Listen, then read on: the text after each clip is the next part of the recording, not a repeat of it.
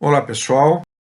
É com muita alegria e satisfação que estou aqui em nome da Federação Paranaense de Judô para o curso online que hoje traz o tema Os Caminhos do Judô. Eu sou o professor Ney de Luca Meckin, faixa vermelha e branca, oitavo Dan.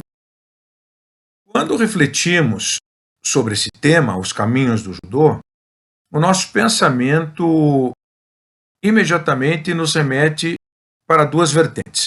A primeira é sobre os caminhos que o próprio judô percorreu desde a sua origem, podemos dizer assim, e como chegou até os dias atuais. E a segunda é justamente sobre a vida, o nascimento e a vida do seu criador, que foi o Shihan Jigoro Kano. O Shihan Jigoro Kano nasceu em 28 de outubro de 1860 em Mikaji, distrito de Hyogo, no Japão, e faleceu em 4 de maio de 1938 a bordo do navio Rikawa Maru, vítima de pneumonia. Pensamos nas origens do judô e os caminhos que ele percorreu até os dias atuais, nos encontramos com vários registros históricos sobre diversas escolas de jiu-jitsu ainda remanescentes de uma era chamada Edo, que era a época do shogunato Tokugawa, que foi de março de 1603 a maio de 1868. Essa era ficou conhecida também como a Era da Idade da Paz Ininterrupta. Aquelas escolas de jiu-jitsu permaneceram durante muitos anos no Japão e ultrapassaram o período adentrando a Era Meiji, que foi de 1868 a 1912, e ficou também conhecida como a Era do Progresso Japonês. Essas escolas de jiu-jitsu, a partir dos estudos de Jigoro Kano, foram aquelas que deram a base para o judô atual. Podemos dizer que um outro fato histórico, que foi o Tratado de Kanazawa, que aconteceu em 1854, e por intermédio do qual os portos de Shimoda e Hakodate foram abertos aos navios americanos, o povo japonês se despertou seu interesse para novas culturas.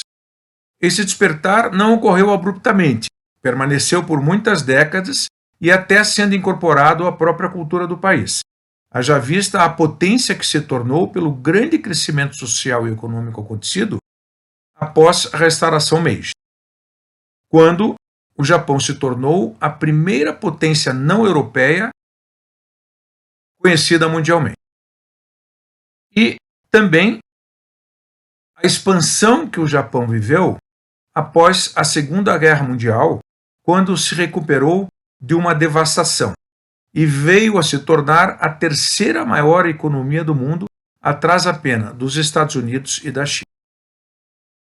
Retornando ou fazendo referência à vida de Jigoro Kano, que nasceu praticamente no final da Era Edo, início da Era Meiji, e que, em fevereiro de 1882, fundou a sua escola Kodokan, ano que ele completaria 28 anos de idade em outubro, e já naquela época demonstrando seu empreendedorismo, ele teve a percepção justamente da necessidade social e muita sensibilidade para essa criação, o judô, pois um novo método de educação física, como talvez a sua primeira ideia, aliado a conceitos éticos e morais, justamente pela época em que foi proposto, despertou também o interesse do povo japonês para essa nova atividade. Então, como se diz, tudo foi conspirando a favor.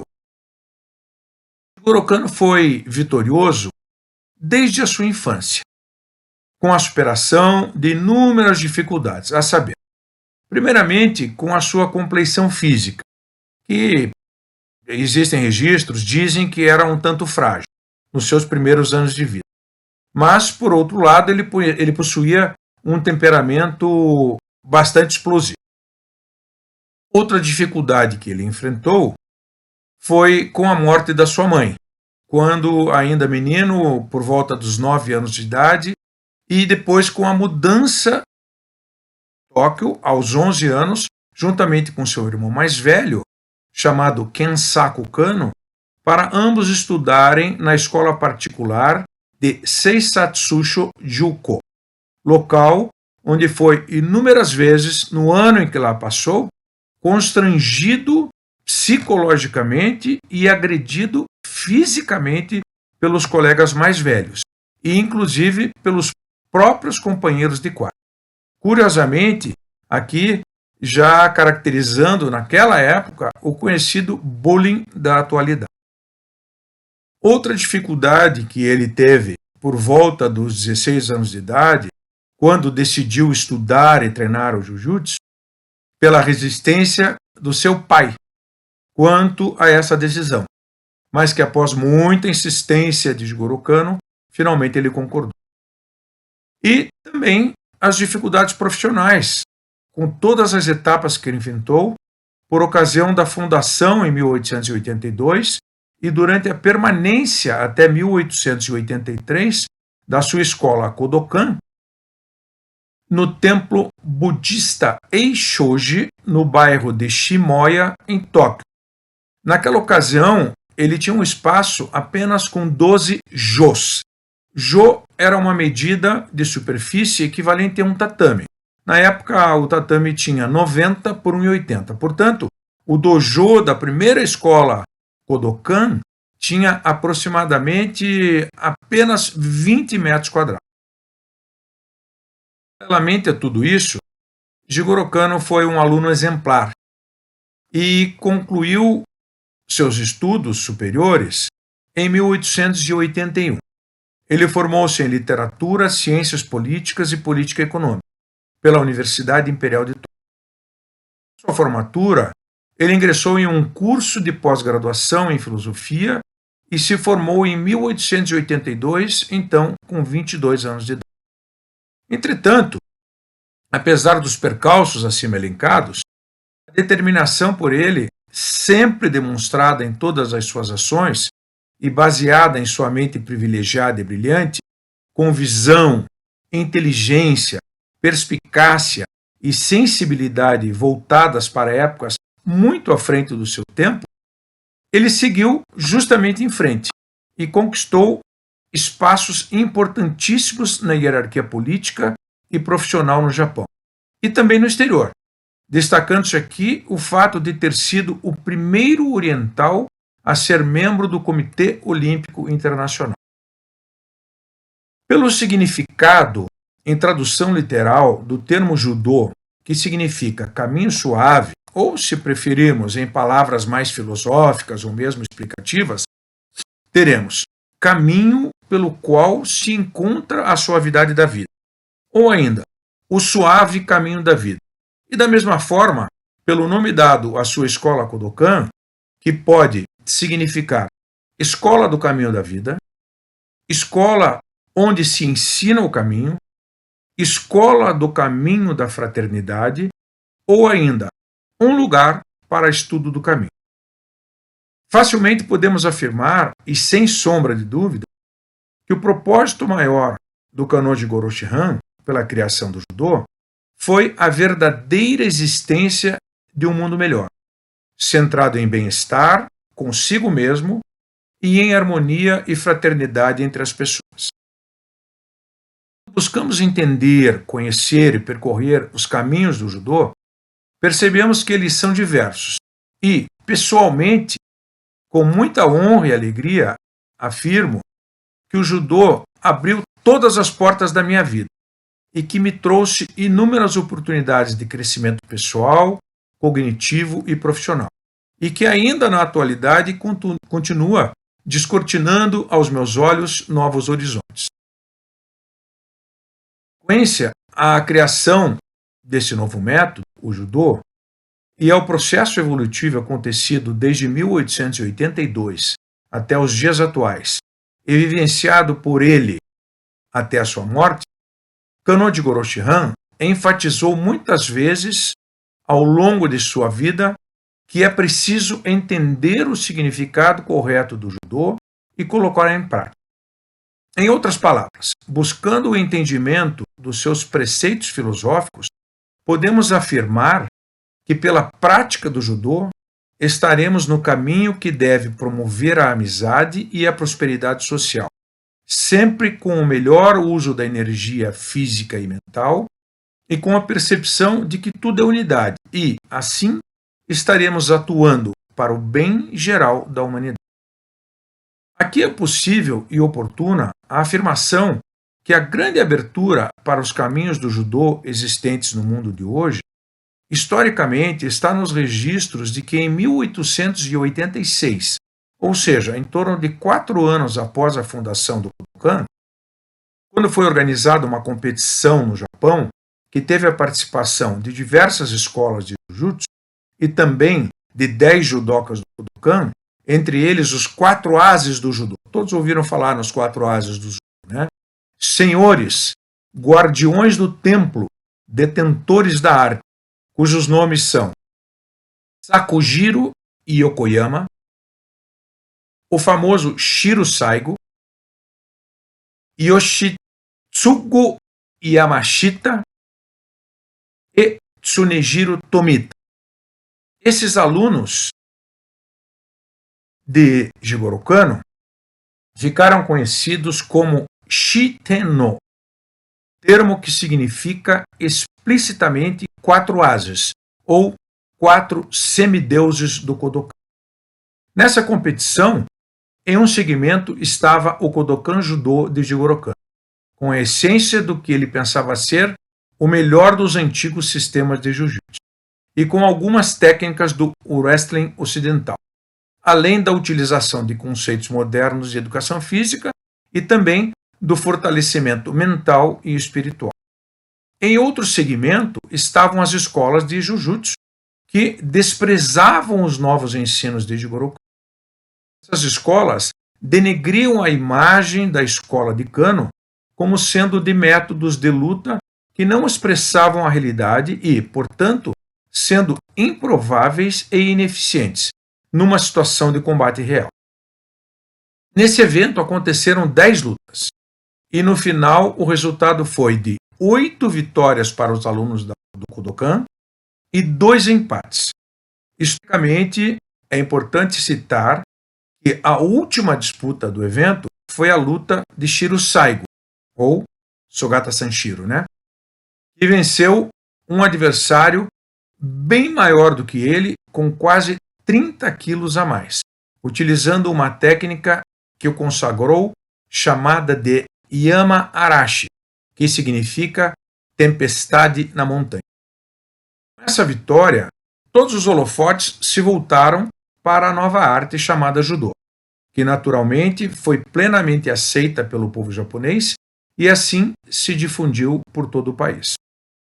Posteriormente, por volta de 1899, o judô chegou na Inglaterra pelas mãos do próprio Jigoro Kano durante as suas visitas àquele país, e teve continuidade pelo trabalho dos mestres Gunji Koizumi, considerado como o pai do judô britânico, e por Yukio Tani, lutador de Jiu-Jitsu, que, após ser promovido por Jigoro Kano, em 1920, para segundo grau do Kodokan, passou a ensinar judô na Budokwai, uma sociedade pioneira no ensino das artes marciais japonesas na Inglaterra, fundada justamente por Gunji Koizumi. Em sequência, em 1903, por solicitação direta de Jigoro Kano, de um empresário, por solicitação direta a Jigoro Kano, por um empresário americano que foi ao Japão e se encantou pelo judô, ele escolheu Yoshikazu Yamashita, que, juntamente com sua esposa, vai para os Estados Unidos para ensinar judô. Na ocasião, inclusive o presidente americano, Theodore Roosevelt, foi aluno de Yamashita. Ele montou uma academia de judô na Casa Branca, onde Yamashita deu aulas de judô para o presidente e também para alguns amigos dele. Yamashita e sua esposa retornaram ao Japão em 1906 e Jigoro Kano escolheu Tsunejiro Tomita, na época sexto dan, e Mitsuo Eisei Maeda, quarto dan, para darem continuidade ao trabalho iniciado por Yamashita. Referências que o judô foi levado para a França por volta de 1905. Entretanto, na história da Federação Francesa de Judô, consta que isso aconteceu na década de 1930, tendo seu real desenvolvimento especialmente após a Segunda Guerra Mundial, sob a liderança do mestre Mikinosuke Kawaishi e também de Paul Bonnet Maury, que foi fundador da Federação Francesa de Judô em dezembro de 1946 e também foi o seu primeiro presidente. Em nosso país, a primeira chegada no Brasil de imigrantes japoneses no navio Kasato Maru em 1908 foi o fator mais importante para o surgimento e desenvolvimento do judô. A influência exercida por lutadores profissionais, representantes de diversas escolas de jiu-jitsu japonês, também contribuiu para o desenvolvimento do judô. O início do judô no Brasil ocorreu sem instituições organizadas. Apenas na década de 1920 e início dos anos 1930, chegaram ao Brasil os imigrantes que conseguiram organizar as práticas de judô e kendo em nosso país. Em São Paulo, destaque para Tatsuo Okoshi, em 1924, e Katsutoshi Naito, em 1929. Temos também Tokuzo Terazaki, em 1929, em Belém, e em 1933, em São Paulo. Yasuichi Ono, em 1928, Sobeitani, em 1931, e Ryuzo Ogawa, em 1934. Takagi Saigo e Geo Mori, ambos com vínculo no Kodokan, chegaram a abrir academias em São Paulo na década de 1920. Porém, essa atividade não teve continuidade. Na década de 1930, o Mori foi instrutor na Associação Cristã de Moços do Rio de Janeiro e, posteriormente, se radicou em Minas Gerais, no norte do Paraná. No norte do Paraná, nas cidades de Açaí, Uraí e Londrina, o judô deu seus primeiros passos com Sadai Ishihara em 1932 e com Shunzo Shimada em 1935. Os primeiros professores a chegarem ao Rio de Janeiro dessa feita foram Masami Ogino em 1934, Takeo Yano em 1931, Yoshimasa Nagashima em 1935 ou 36, em São Paulo e 1950 no Rio de Janeiro. E Geo Mori, que vindo de São Paulo em 1930 aproximadamente. A chegada dos primeiros professores lutadores também deixou o seu legado. Dentre os pioneiros que se destacaram, falamos sobre Mitsuo Maeda e Soichiro Satake, alunos de Jigoro Kano. Mitsuo Maeda, também chamado Conde Koma, chegou ao Brasil em 14 de novembro de 1914, entrando no país via Porto Alegre. Junto com ele chegaram Satake, Laku, Okura e Shimizu. Em 18 de dezembro de 1915, a trupe de lutadores chegou a Manaus, mas, antes disso, rodou o Brasil em demonstrações e desafios. Conde Koma se radicou em Belém do Pará em 1921, enquanto Satake ficou em Manaus, onde ministrava aulas no bairro do Cachoeirinha, ainda na década de 1920. Maeda fundou sua primeira academia de judô no Brasil no Clube do Remo, bairro da Cidade Velha em Belém do Pará. É importante registrarmos que desde a chegada do Kasato Maru ao Brasil em 1908, com os primeiros imigrantes japoneses, até a Segunda Guerra Mundial, os nomes e as práticas de esportes de luta se confundiam. Encontra-se na literatura judô, judô, jujutsu, jiu-jitsu e ainda jiu-jitsu-kan, muitas vezes para designar a mesma prática. O judô em nosso país foi inicialmente organizado pela colônia japonesa. Depois esteve sob o comando da Confederação Brasileira de Pugilismo e, finalmente, com a criação da Confederação Brasileira de Judô em 1969, foram dados os primeiros passos para a diferenciação das práticas de luta e, de fato, a organização e o crescimento do judô no Brasil. A primeira instituição a coordenar o desenvolvimento do judô Kodokan no Brasil foi a Jukendo Renmei, a partir de 1933 em São Paulo e 1937 no Paraná.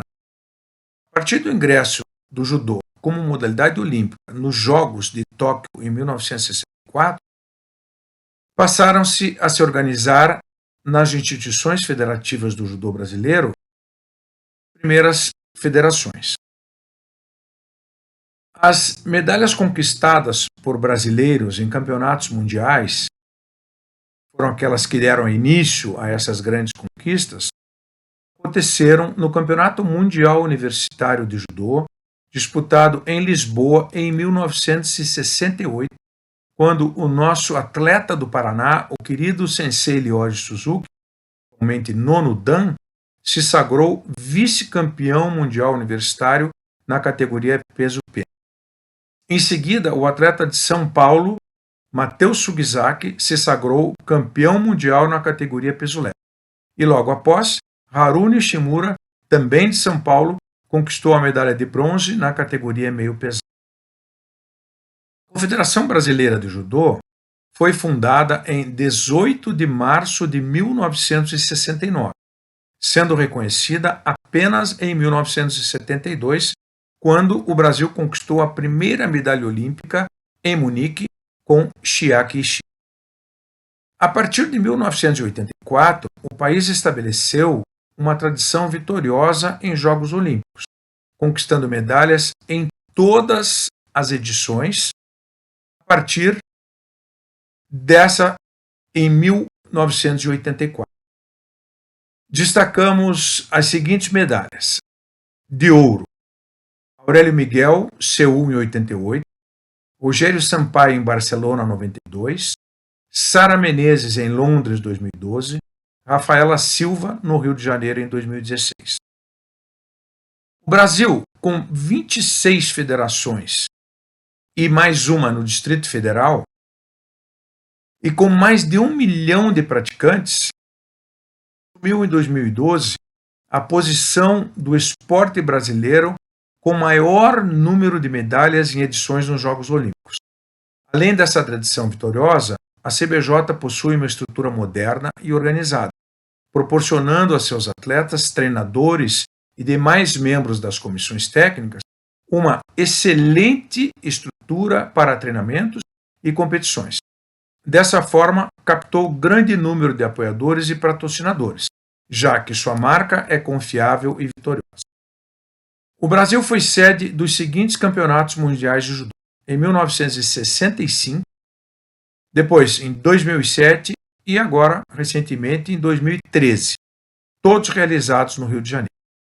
Também em novembro de 1978, a Confederação Brasileira de Desportos Universitários, CBDU, juntamente com a Federação Internacional de Esportes Universitários, a FISU, realizou no Rio de Janeiro o 5º Campeonato Mundial Universitário de Judô. Nessa competição, eu tive a grande honra de integrar a equipe brasileira na categoria meio.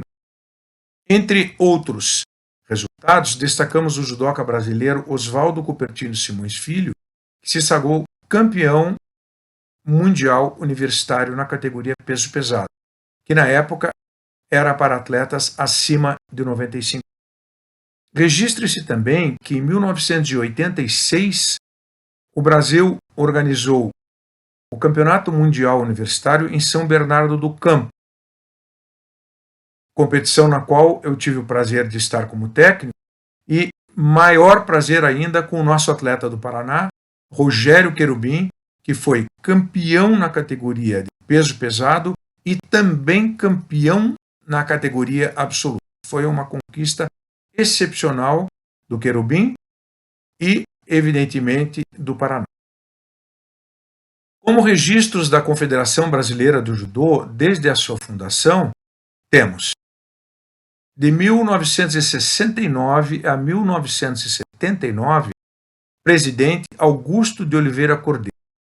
De 1980 a 1981, Miguel Martins Fernandes, que era do Paraná.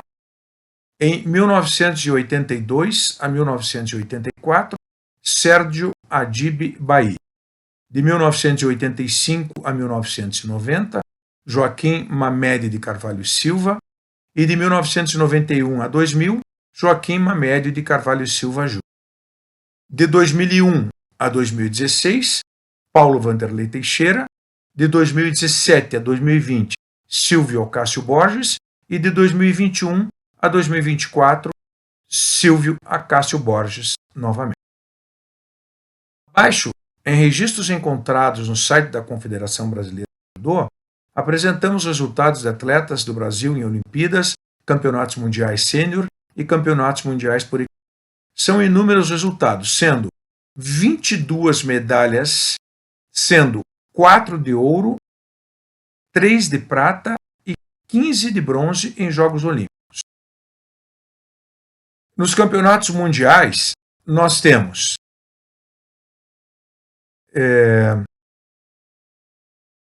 47 medalhas, sendo 7 de ouro, 12 de prata e 28 de bronze.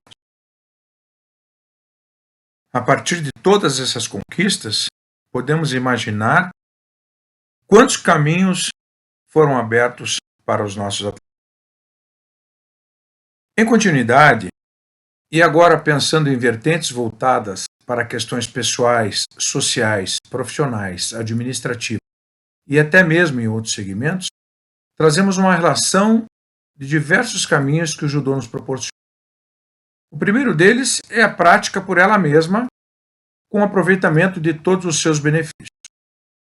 Aqui destacamos que o Kanno Jigoro Shihan percebe, por intermédio da prática do judô, o corpo e o espírito serão fortalecidos. Afirma que, ao aprofundar-se na técnica, descobre-se a importância da base espiritual e científica para a harmonização do todo. Diz também que o judô é o caminho para o uso ideal da força espiritual e física. Outro caminho é a nossa participação em competições tradicionais, ou de kata, ou, na atualidade, funcionais. A ampliação das relações humanas, a integração social e o crescimento cultural. Aqui, Kanno Jigoro Shihan sabia que a segurança de um povo se encontra no intelecto, na pesquisa e no desenvolvimento do saber. Uma outra vertente, um outro caminho, é o ensino do judô em diversos segmentos, seja academias, clubes, condomínios, em aulas particulares e mesmo, na atualidade, online. E também o estímulo à criatividade com o desenvolvimento da capacidade para a solução de problemas.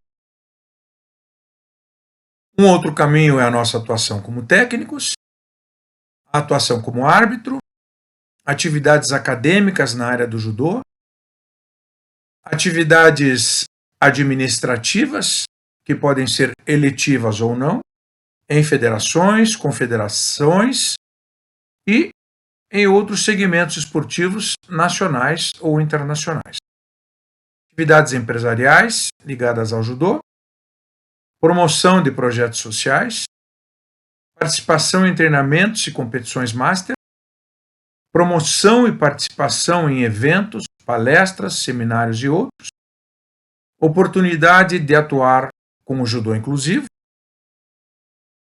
pesquisas com foco no judô e publicação de livros e trabalhos impressos ou digitais.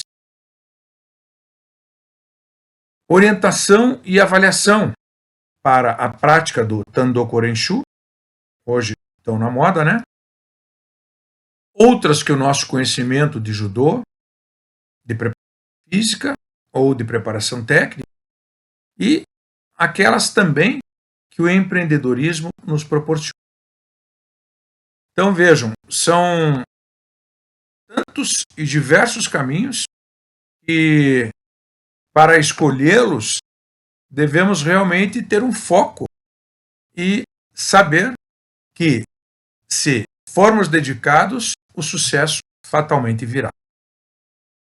Nessa etapa do nosso curso, pensando no legado filosófico deixado ao mundo pelo Kanoji Goroshihan, enfatizo que, a partir do estudo feito por mim em 2004, por ocasião do convite que me foi oficializado pelo professor Paulo Vanderlei Teixeira, na ocasião presidente da Confederação Brasileira de Judô, a CBJ, e consequentemente pelo Comitê Olímpico Brasileiro, o COB, para ministrar aulas no curso da Solidariedade Olímpica Pan-Americana, evento promovido em parceria com a Organização Desportiva Pan-Americana, mais conhecida pela sigla ODEPA. Fiz um estudo sobre questões filosóficas do judô e apresentei naquela ocasião para representantes de 33 países das Américas. Fiz análises e reflexões sobre quais seriam as aplicações mais diretamente ligadas em cada pensamento por ele escrito pelo sensei, pelo Shiranji Goroku. Assim sendo, e no decorrer do tempo desde então, atualizando esse estudo, percebi que, novamente, muitas portas são abertas pelo entendimento dessas afirmações filosóficas, pois podemos utilizá-las diretamente e mais praticamente em 3 caminhos. O primeiro deles, no cotidiano das nossas vidas. O segundo, no esporte. E o terceiro, na educação. Ou até mesmo, indiretamente, em outros segmentos profissionais.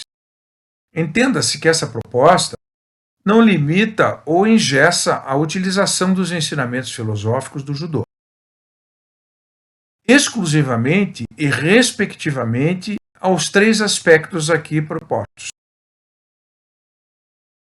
Ela pretende, sim, dar visões diferenciadas e objetividade às suas explicações, pois estes ensinamentos existem para serem estudados profundamente e citados e praticados genericamente. Essa era a intenção do Kanoji Goroshihan para a filosofia do judô e para os caminhos abertos por essa filosofia. Abaixo, apresento o extrato desse recente estudo para suas considerações. Primeiramente, para a utilização no cotidiano das nossas vidas. Judô. Caminho suave. Caminho pelo qual se encontra a suavidade da vida. Ou ainda, o suave caminho da vida. Kodokan. Escola do caminho da vida. Escola onde se ensina o caminho. Escola do caminho da fraternidade. Ou ainda, um lugar para o estudo do caminho. Jitakyoei. Amizade e prosperidade mútuas. Seiryokozen-nyo. Melhor utilização da energia. Então, com essas falas, percebemos a amplitude e as grandes possibilidades do judô. Aí entramos, de fato, em algumas máximas. Nas águas do rio da vida, chega mais longe aquele que nada quando deve, como deve e até onde deve. Ou seja, cada um deve saber o seu limite, até onde vai e onde começa o limite dos outros. Existe um princípio que se aplique realmente em todos os casos? Sim, existe. É o princípio da eficácia sobre todo o emprego do espírito e do corpo. Hoje se dá o nome a esse princípio, no aspecto geral, o nome de judô. Os kata são a essência do judô. Nos kata se encontra o espírito do judô. Sem eles é quase impossível visualizar o fim. O judô ultrapassou o estado primitivo de utilização para atingir o de uma ciência e de uma arte. Se existe excesso de zelo, esse termina sempre por converter-se em fonte de perigo. O estado do mundo e dos assuntos humanos, atualmente, se assemelham muito ao dos principiantes sobre o tatame do judô. Vejam que filosofia interessante e inteligente.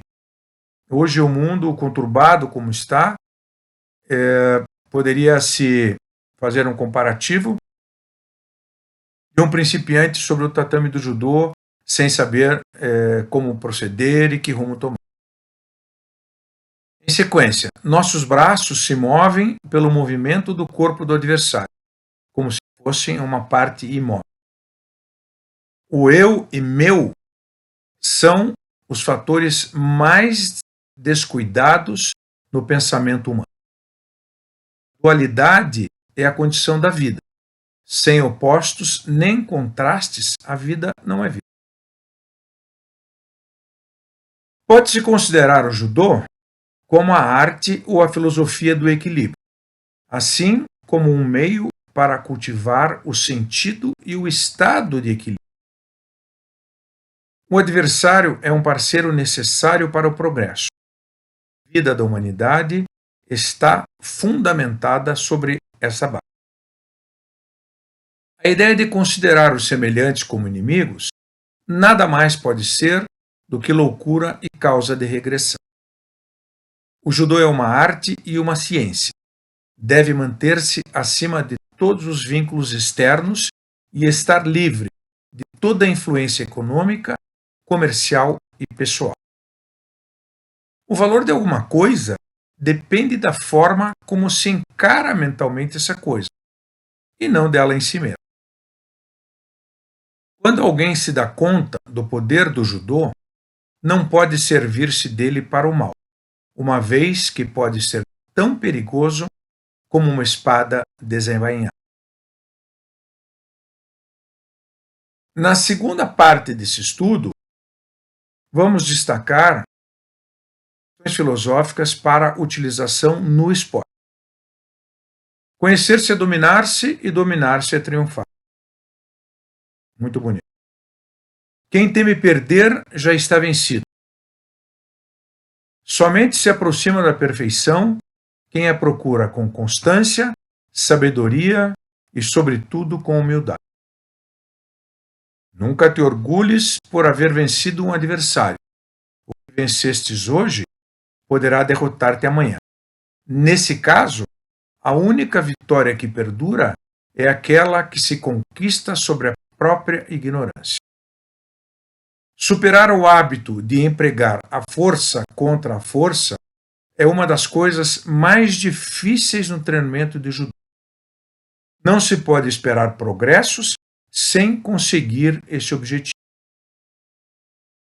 Sensibilidade é a chave de toda a arte elevada da vida e do judô. Sutileza na técnica e a delicadeza em sua estética são úteis para a eficiência da arte, mas escapam a qualquer descrição. Fracasso na competição e no treinamento não deve ser motivo de desânimo e aflição, mas sim de necessidade de mais prática e de esforços mais contínuos. A estabilidade mental ou uma calma inquebrantável é um fator importante em um combate de judô, e seria mais ainda caso se tratasse de uma luta de vida ou morte. O principal é elevar-se acima dos problemas da vida e da morte, e também da sensação de medo e de insegurança. Procurar atingir a perfeição é o princípio do treinamento de judô. Cada ação do corpo é tão importante como uma escala em uma cadência musical ou como o elo em uma corrente. Sem uma clara compreensão do sentido do movimento, não se pode esperar verdadeiros progressos. O conhecimento do corpo, para ser eficiente, não é necessariamente o autoconhecimento científico do engenheiro, mas sim o bom conhecimento prático do pedreiro. A forma de treinamento depende de uma ação consciente, sendo a finalidade do treinamento o alcance do domínio da técnica, que é inconsciente. Em todas as formas de treinamento, o ponto mais importante é livrar-se dos maus hábitos. O alto valor da habilidade e da qualidade da arte não se pode obter sem passar por cima da dualidade da competição. A habilidade é função de uma ação automática inconsciente. O controle consciente de todos os fatores é algo impossível, já que uma entrada não dura mais do que o tempo de um relâmpago. Fontes estimulantes da ação são o instinto criador e o espírito de aventura. E a terceira vertente dessas questões filosóficas seria voltada para a utilização na educação. Shiranji Gorokano falou: o verdadeiro judoca é aquele que possui inteligência para aprender o que lhe ensinam, paciência para ensinar o que aprendeu aos seus semelhantes e fé para acreditar naquilo que por vezes não consegue compreender. Saber cada dia um pouco mais e utilizar esse saber para o seu próprio bem, para o bem da sua família, da sua comunidade e da humanidade de maneira geral, esse é um dos princípios do judô e o caminho dos verdadeiros judô. Praticar judô é educar a mente a pensar com velocidade e exatidão, bem como o corpo a pensar com justeza. O corpo é uma arma cuja eficácia depende da precisão com que se usa a inteligência. Somente por meio da ajuda e de consentimentos mútuos, instituições que reúnam indivíduos em pequenos ou grandes números poderão encontrar sua plena harmonia, atingir seus objetivos e realizar verdadeiros progressos. A saúde da vida depende do jogo harmonioso dos nossos instintos. Devemos nos lembrar que a essência do esporte não está na marca obtida nem no quanto atingido, mas sim nos esforços e na habilidade empreendidos para conseguir. O melhor uso que se pode dar a uma espada é não a utilizar. O pior é servir-se dela. Não se envergonhe de um erro. O judô não deve ser revestido com uma etiqueta nacional, racial, política, pessoal ou partidária. Ambição e rivalidade, cuidadosamente dosados, são os estímulos do progresso, mas, em excessiva quantidade, se convertem em venenos mortais. À medida em que se progride no estudo do judô, se desenvolve o sentido da confiança em si mesmo, base do equilíbrio emocional. O judô deve existir para o benefício do homem, e não o homem para o judô. Quando verificares com tristeza que nada sabes, terás feito o teu primeiro progresso no aprendizado. Saber cada dia um pouco mais e utilizar esse saber para o seu próprio bem, bem da sua família, da sua comunidade e da humanidade de maneira geral, esse é um dos princípios do judô e o caminho dos verdadeiros judocas. Nada sob o sol é maior que a educação. Ao educar uma pessoa e enviá-la para a sociedade da sua geração, fazemos uma contribuição que se estende por 100 gerações. O judô de Kodokan não desaparecerá com a minha morte. Basta pesquisar e estudar com base naqueles princípios. Essas foram palavras de Kanô Jigoro Shihan. Além do que já foi dito, para a identificação dos caminhos do judô, nos cumpre ainda falar sobre o difundido Código Moral do Judô. Este código apresenta virtudes e objetivos inerentes ao ensino e vivência do judô, fazendo com que seus praticantes estejam sempre no caminho do bem.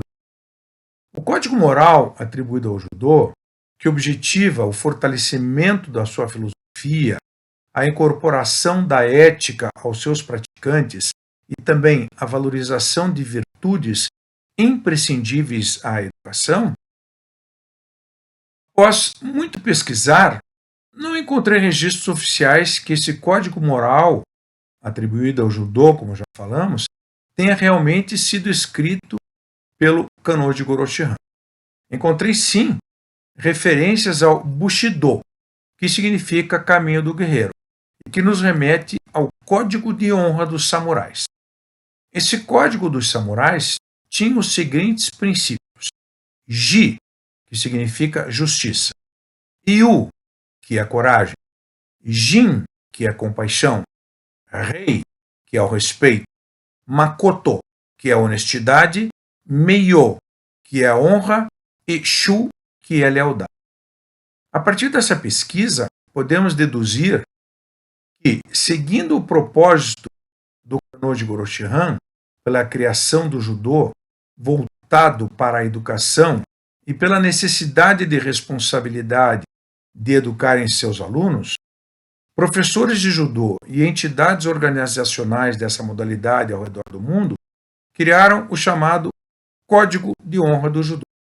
Ressalte-se que ele guarda pequenas diferenças de um país para outro.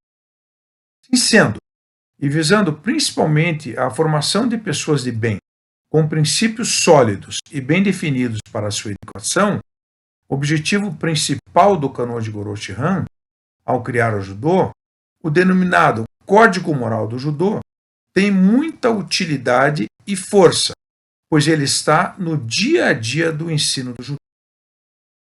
Destaco aqui a escola francesa de judô, que utiliza as virtudes citadas no seu Código Moral do Judô como elementos de motivação e progressão no ensino do judô para crianças e adolescentes. Aqui transcrevo o Código Moral do Judô citado no site da Confederação Brasileira de Judô. Cortesia, para ser educado no trato com os outros. Coragem, enfrentar as dificuldades com bravura. Honestidade, para ser verdadeiro em seus pensamentos e ações.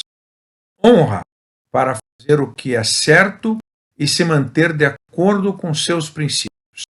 Modéstia, para não agir e pensar de maneira egoísta. Respeito, para conviver harmoniosamente com os outros. Autocontrole, para estar no comando das suas emoções. Amizade, para ser um bom companheiro e amigo. Como conclusão, e a partir do entendimento dos propósitos apresentados nesse trabalho e dos caminhos que o judô nos proporciona, destacamos a inteligência, a persistência, a sensibilidade, o foco e a dedicação ao atingimentos pelo Kanô Jigoro Shihan. Atributos estes próprios de pessoas privilegiadas, altamente capazes e visionárias. Sua mente sempre esteve voltada para o respeito, para a fraternidade, para a harmonia na sociedade e para o progresso. Desde cedo ele compreendeu o verdadeiro e amplo sentido da educação e então encontrou a principal razão da sua vida. Afirmou frequentemente que nada mais é sublime que educar. Ao aprofundar-se na técnica, descobre-se a importância da base espiritual e científica para a harmonização. Ele afirma: o judô é o caminho para o uso ideal da força espiritual e física. Ao se referir às crianças e adolescentes, acreditava que a real segurança de um povo não está na capacidade bélica das suas armas, mas sim na força potencial de sua juventude. Ele sabia que a segurança de um povo racional se encontra no intelecto, na pesquisa e no desenvolvimento do saber. Um dos caminhos do judô, observado intelectualmente como matéria, nos leva ao desenvolvimento da capacidade de raciocínio, da personalidade, do equilíbrio, do caráter e também do amor à paz. Ele enfatizou também que somente pelo desenvolvimento do intelecto constrói-se uma sociedade saudável, instruída e fraterna. E encontramos o Seiryoku Zenyo, que diz que o melhor uso da energia, e o Jita Kyoei, que é a prosperidade e a amizade mútuas. Para as nossas considerações finais, podemos afirmar que o judô, com toda a sua grandeza, é verdadeiramente uma atividade, um esporte de luta, que vai para muito além das técnicas antigamente conhecidas e utilizadas pelos samurais para matar ou ferir um adversário. O judô caracteriza-se como uma dádiva extremamente rica, complexa e universal, presenteada ao mundo pelo Kanô de Goroshi. Esse legado,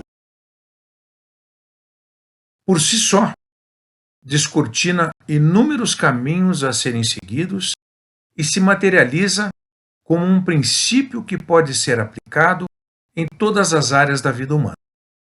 É uma arte que educa e beneficia o corpo, a mente e o espírito.